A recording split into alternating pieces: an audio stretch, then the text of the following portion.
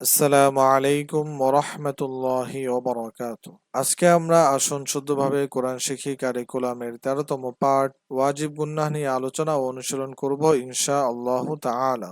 ওয়াজিব গুন্নাহ নিয়ে যেহেতু আলোচনা, তাই আমাদের ওয়াজিব গুন্নাহ কি, কখন করব, ওয়াজিব গুনাহর হরফ কয়টি, এই কয়েকটা বিষয় ভালোভাবে মনে রাখতে হবে। প্রথমে আসুন, ওয়াজিব গুন্নাহের হরফ হচ্ছে দুইটা, এটা আমরা ভালোভাবে মনে রাখবো। মিম, নুন। হরকতের বামে নুনে বা মিমে তাসদিদ হলে গুন্নাহ করে পড়তে হয়, এটাকে ওয়াজিব গুন্নাহ বলে। হরকত আমরা সবাই জানি, আলহামদুলিল্লাহ। আমরা যারা আগের ক্লাসগুলো করেছি আমরা অবশ্যই জানি হরকত কাকে বলে। এক জবর এক জের এক পেশকে হরকত বলে। তো হরকতের বামে যখন মিমে অথবা নুনে তাসদিদ হবে তখন আমরা গুন্নাহ করব। একটু অনুশীলন করলে বুঝে আসবে। খুব ভালোভাবে খেয়াল করুন। হামজা নুন জের ইন, নুন জবর না, ইন না। এখানে দেখুন, এই যে হরকত, একটা জের আছে, এক জবর এক জের এক পেশকে হরকত বলে, এখানে একটা জের আছে, এর বামে নুনের উপরে তাসদিদ, এর জন্য এখানে ওয়াজিব গুন্নাহ হবে, গুন্নাহ করতে হবে। গুন্নাহ মানে হচ্ছে আপনি বানান করার পরে কিছুক্ষণ ধরে রাখবেন। যেমন হামজা নুন জের ইন হয়, কিন্তু যখন গুন্নাহ করব তখন ধরে রাখতে হবে। ইন, হামজা নুন জের ইন, নুন জবর না, ইন না। মিম নুন জবর মান, নুন জবর না, মান না। কাফ নুন পেশ কুন, নুন জবর না, কুন না। তা মিম জবর তাম, মিম জবর মা, তাম মা। আইন মিম জবর আম, মিম জবর মা, আম মা। এই যে দেখুন হরকত, এক জবর আছে, এর বামে মিমের উপরে তাসদিদ আছে, জন্য গুনাহ করতে হবে। গুনাহ মানে বানান করার পরে কিছুক্ষণ ধরে রাখবেন। আইন মিম জবর আম হয়, গুনাহ করব, এর জন্য কিছুক্ষণ ধরে রাখতে হবে। আম মা।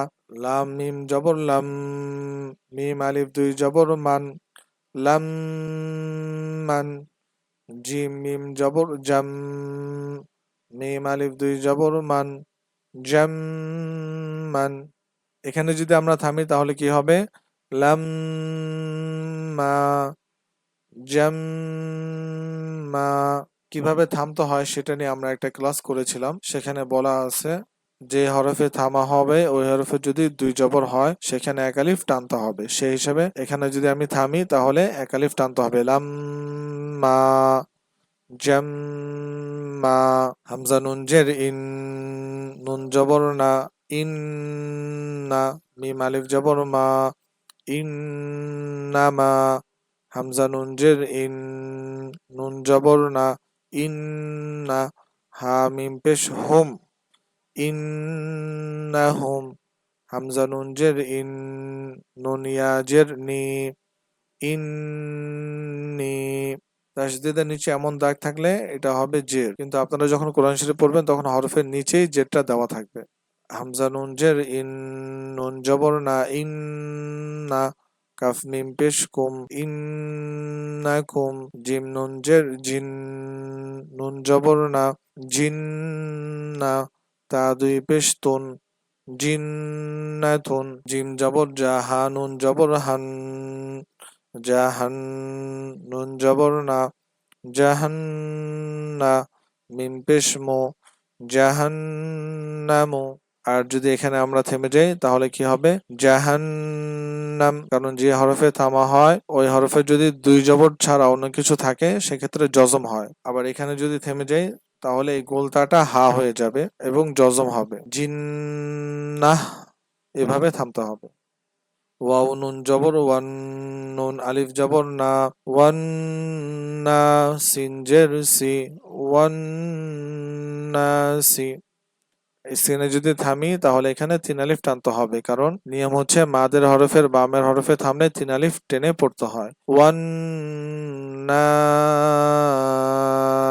জবরের বাম পাশে খালি আলিফ আসলে মাদের হরফ হয়, এখানে আলিফটা হচ্ছে মাদের হরফ, এর বামের হরফ সিনে থেমে যাচ্ছি, এজন্য এখানে তিন আলিফ টানবো আমরা।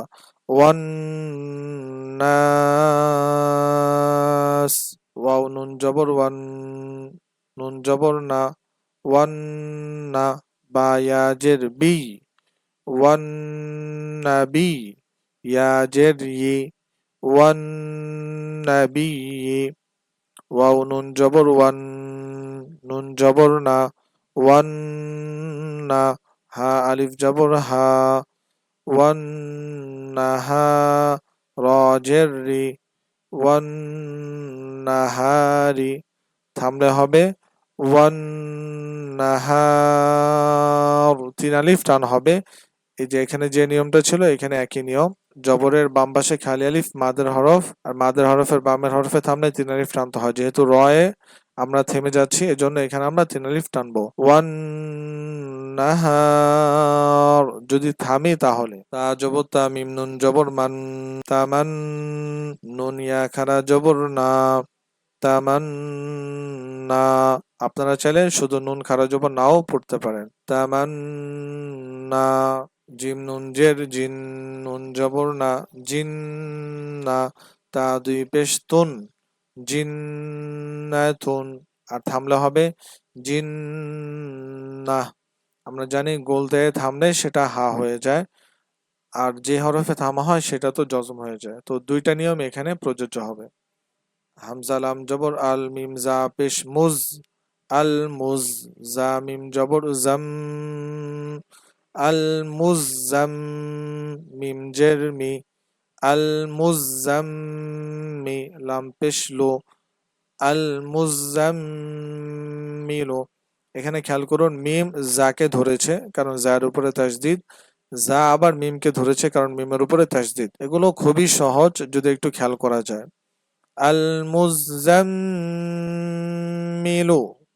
আর যদি লামে থেমে যায় তাহলে হবে আল মুজাম্মিল।